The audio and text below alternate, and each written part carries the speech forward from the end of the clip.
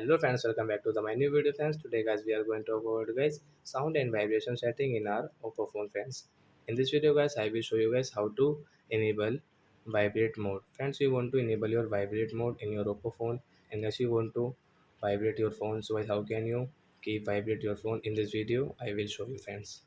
So before starting video friends, I want to tell you guys, if you're new in my channel and you're watching my video first time, so then first of all go and subscribe my channel, click the bell icon and like my video. So then first of all open your phone setting to enable your vibrate mode. Then guys scroll it.